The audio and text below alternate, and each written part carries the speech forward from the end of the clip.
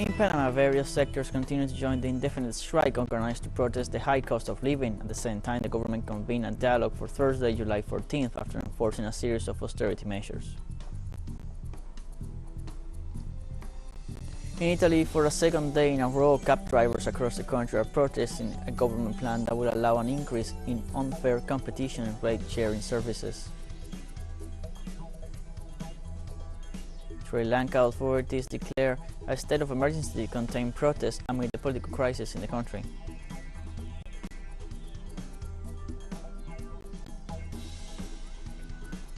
Hello, welcome to From the South. I'm Luis Alberto Matos from the TeleSUR studios in Havana, Cuba. We begin with the news. In Panama, various sectors continue to join the indefinite strike organized to protest the high cost of living. At the same time, the government convened a dialogue for Thursday, July 14th, after enforcing a series of austerity measures. Trade union group in the Alianza Pueblo Unido por la Vida, People United for Life Alliance, insist on keeping up the protests until the government meets their demands. Meanwhile, the Panamanian government announced the enforcement of a package of measures including the stabilization of fuel prices, adding 10 products to the basic basket, in addition to a 10% reduction in public spending. In view of this action, union leader Saul Mendez pointed out that the accumulated problems are the result of a neoliberal model imposed by the economic elites.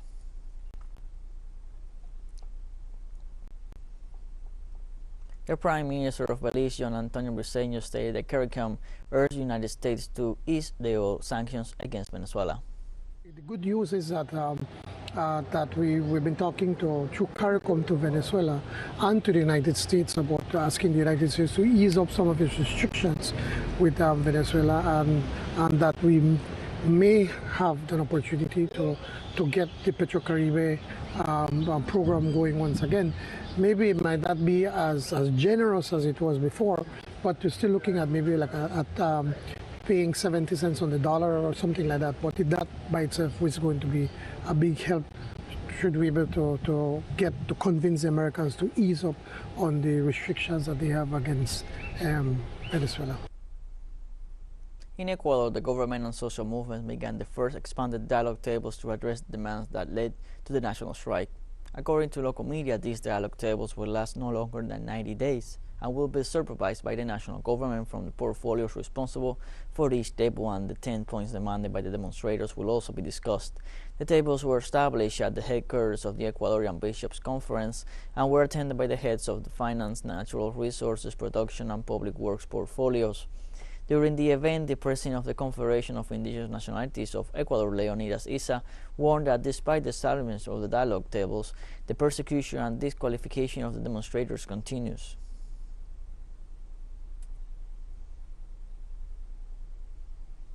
In Ecuador, CONAIE President Leonidas Issa spoke of the progress made during the first day of a dialogue with the government of Guillermo Lasso. In two tables, we discussed first the issue of fuel subsidies and second, public and private financial systems and saving and credit cooperatives. And this morning we requested a warranty mechanism that the national government makes sure that representatives of United Nations agencies get an invitation to participate, as well as different mechanisms, peoples and nationalities that are part of a permanent forum for peoples and nationalities so that a due dialogue process can be secured. In Colombia, the government of Iván Duque has appointed new officials to key positions to maintain quotas of power after the inauguration of President-elect Gustavo Petro. The Colombian president decided to make several changes in the Energy and Gas Regulatory Commission and to appoint 3 new experts just 20 days shy of leaving office. The new entries are current Superintendent of Public Utilities Natasha Avendaño, the head of the National Authorities for Environmental Licenses Rodrigo Suarez, and Andres Barreto, current Superintendent of Industry and Commerce. Some congressmen of the Historical Pact, the party and alternative parties, have denounced the government's attempts to keep certain officials in office to prevent the energy transition proposed by President-elect Gustavo Petro.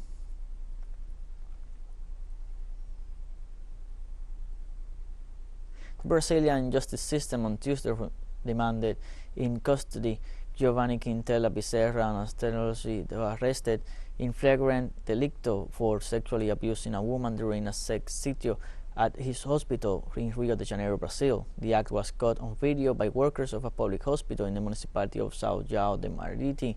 The colleagues suspected Quintela after noticing irregularities in previous procedures, including excessive doses of sedatives to the patients. Quintela will be jailed indefinitely and his situation will be reevaluated in 90 days. During this period, the police investigation must be concluded and handed over to the public prosecutor, who will decide on the charges against the anesthesiologist.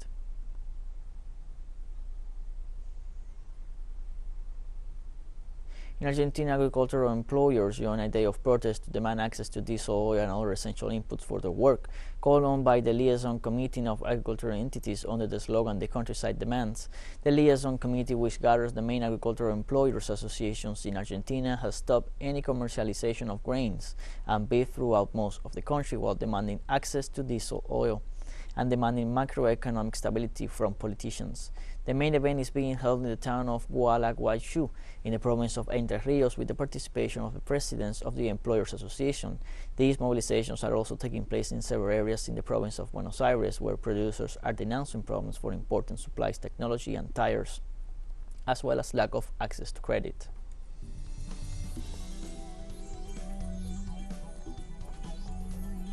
We'll take a short break now. Join us again after this.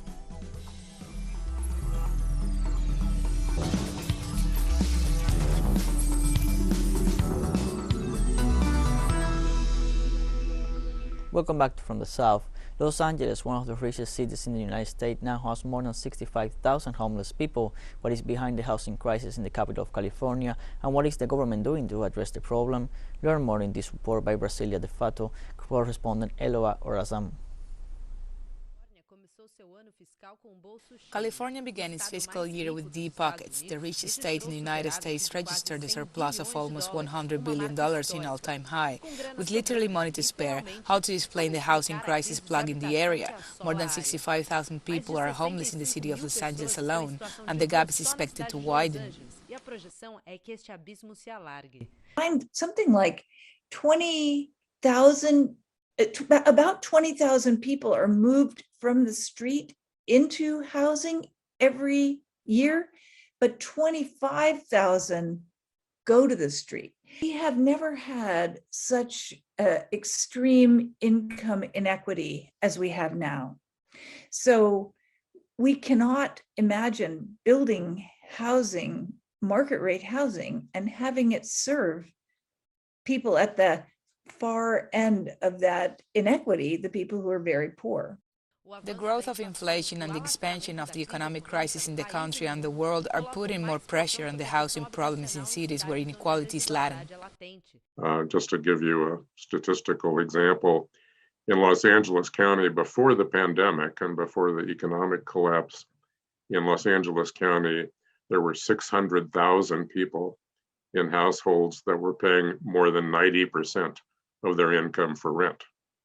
So, and those households typically had zero or negative assets, meaning that if they had any sort of a setback, a temporary setback, an illness, being laid off at a job, or some other problem, they would be forced into homelessness quickly. The problem is that the shelters and services that are often offered are actually quite carceral in the way that they treat people. Project Roomkey, for example, which is the hotels program, has a 7 p.m. curfew that if you miss, you're kicked out for the night. So it's a traumatizing experience as well, too. So I think a more gentle hand by the city is very needed. The only way to address homelessness is to offer people a place indoors that's better than what they have outdoors. And that can really only be achieved either by just offering people free housing, or hopefully helping people increase their incomes so that they can pay rent, and increasing the supply of housing so that the price will go down. And there are efforts in both those directions, but they're remarkably inadequate so far.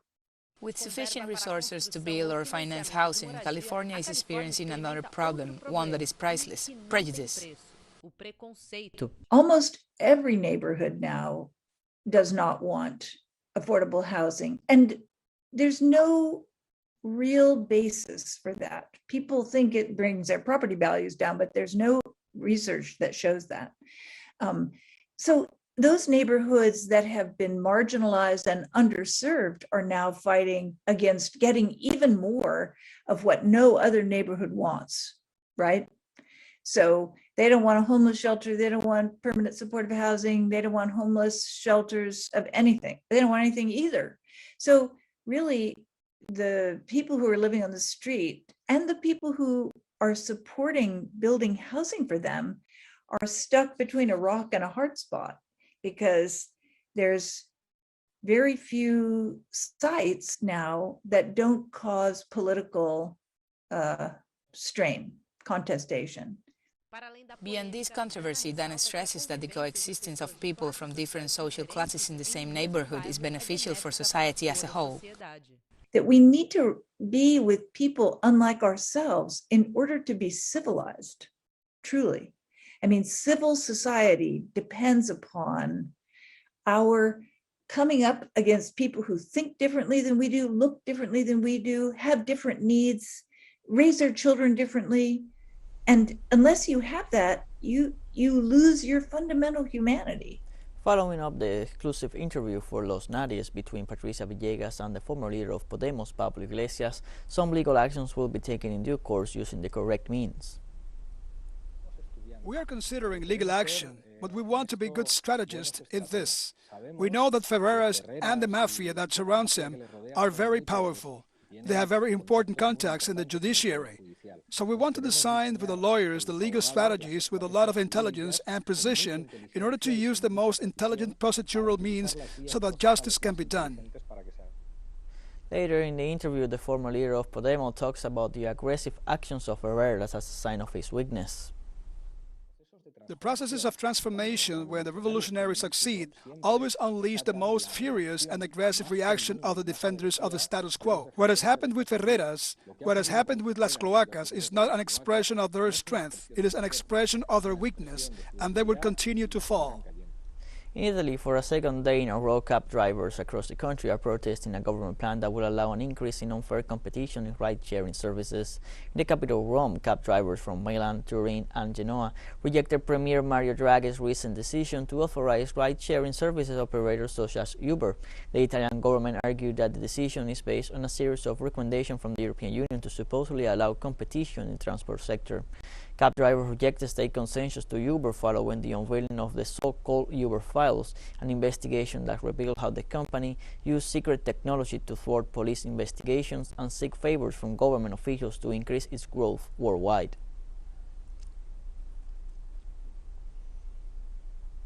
British Conservative MPs held the first round of votes on Wednesday to elect the politician who will replace Boris Johnson as Tory leader and British Prime Minister. 6 candidates remain in the running to replace UK Prime Minister. After Wednesday's first round of voting, the Conservative Party announced with Finance Minister Nadhim Zahawi and former Foreign Minister Jeremy Hunt eliminated. Rishi Sunak, who quit as finance minister last week to trigger Johnson's downfall, leads the pack with the support of 88 Tory MPs, followed by Penny Mordaunt on 67, who polling shows is most popular with the party membership that will ultimately decide the race.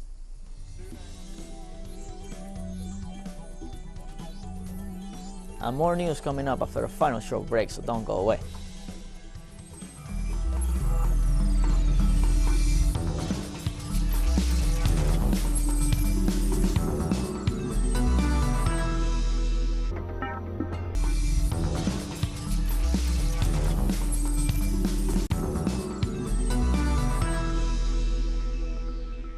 Welcome back to From the South. In Sri Lanka, authorities declared a state of emergency to contain protests amid the political crisis following the president's resignation. Prime Minister Ranil Wickremesinghe has been appointed interim president.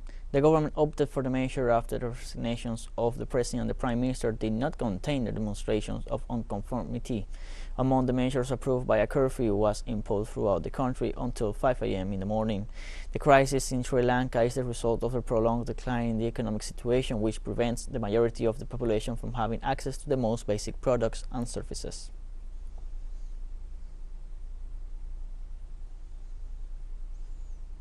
U.S. President Joe Biden has arrived in Israel as part of his Middle East tour. The first country on this tour is Israel, where Biden was met by top government officials who seek a strengthening bilateral relations.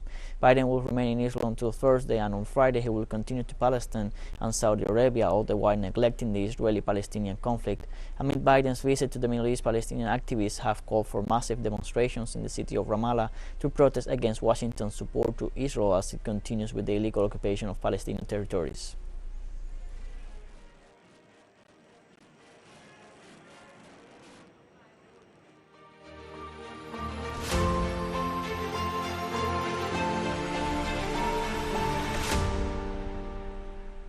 In Turkey, the Russian delegation presented a package of proposals for the export of Ukrainian grain across the Black Sea in the middle of negotiations between Moscow, Ankara, Kiev, and the UN. Russian Defense Ministry spokesman Igor Konashenkov said the proposal was submitted to Turkey, Ukraine, and the United Nations in order to resolve the problem without delay. In this regard, Konashenkov pointed out that in case of a consensus, Istanbul and the United Nations would supervise the implementation of the agreed mechanism. Moscow wants to control and inspect ships leaving the ports in order to rule out arms smuggling and prevent provocations by Kiev, while Ukraine refuses to clear the ports.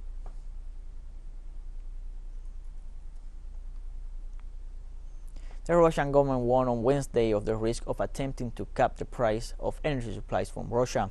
The foreign ministry authorities pointed out that the new scheme proposed by the West to limit the prices of Russian oil and gas could aggravate the energy crisis and increase the price of quotation on international stock exchanges. The Ministry of Foreign Affairs also stressed that the Kremlin is under no obligation to follow the new price plan. The Moscow government also described the plan suggested by the United States and the European Union as a new element of the West's psychological warfare to weaken Russia because of the conflict in the Ukrainian territory.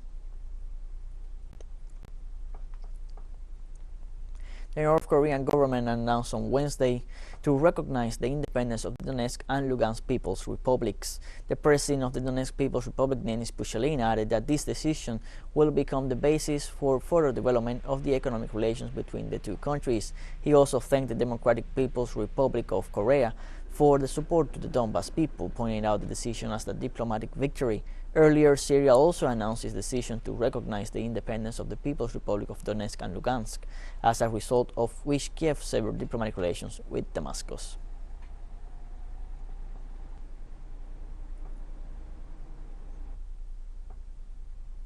In the United States, UN Secretary General Antonio Guterres gave a statement on a meeting in Istanbul on a plan to export Ukrainian grain to world markets via the Black Sea. Guterres explained that there are agreements on several aspects, such as the mechanisms that will control exports and coordination system to facilitate the exit of the grain from the ports, although more work will still be needed at the technical level to formalize a pact. Ukraine, one of the world's largest exporters of wheat, corn, and sunflower oil, some 22 million tons of grain are trapped in the country because of the conflict, endangering food supplies in many developing countries and driving up world food prices. We are hoping that we'll be able to reconvene very soon. I'm sure next week, and hopefully we'll be able to have a final agreement.